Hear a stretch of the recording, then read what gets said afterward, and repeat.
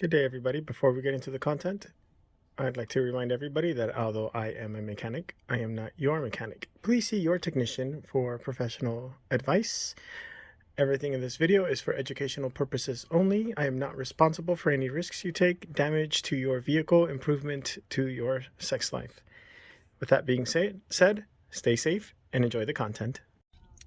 What's going on, DIYers? Thanks for tuning in. On today's video, I am going to be using this Autel MaxiPro MP808 to program these two. I think I got them on Amazon or eBay. I'll show you guys the link on where I got them from here in a minute. They will be used to program a Ford Taurus. I don't really know why I said used to program. I meant I'm going to program the remotes to lock and unlock this Ford Taurus. This is a 2011.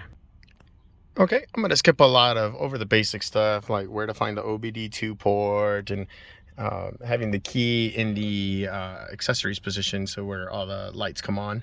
Oh, that looks pretty funny on the screen there. Anyways, I'm not going to show the Autel powering up. I'm just going to jump right into it. Diagnostics. Okay, and I'm going to select my vehicle. Most people love the auto VIN. Okay, I'm going to go into hot functions. IMO keys. That was IMMO keys. I don't know why I said IMO keys. So these are just remote keys. So I'm going to go into remote keyless entry. Okay, one thing to note on this screen right here is this transmitter identification code. When you click the unlock button, this number right here should change depending on which remote you have. So that one probably didn't change. Let's see, I was messing with that one a second ago. Let me just find the other one. Okay, so here's a different one. So if I click unlock, you see that number change right there. And if I go back to the other remote, that number changes. So that's how you know that these remotes are active and can at a minimum communicate with the vehicle and the Autel hooked up. So now, let's see, I'm just gonna hold one remote in my hand so I don't get this next part confused. Hit unlock a couple times just to make sure that number's nice and steady, and now I'm gonna hit OK. Okay, and on this portion right here, if you have codes already programmed, don't worry, you can erase them here. All you have to do is for the remote that you were just clicking unlock on, you hit program, and you should notice when you hit program twice that right here, this number, that was the number that was shown on the previous screen a second ago. As you hit unlock and that number changed, this is that same number right there. Additionally, once this number has changed, you should be able to go to your locks and operate them. Now to program the next remote, just set the one you've already programmed down, pick up your other one, and then you can go back. And then on this same screen where it says you can show the current remote transmitter, so hit unlock and make sure that number changes again. And once that number changes, hit OK. And so go to number 2, because number 1 is programmed to this remote that you just set down, and hit program. Hit program twice. And boom, now with that number in place, guess what?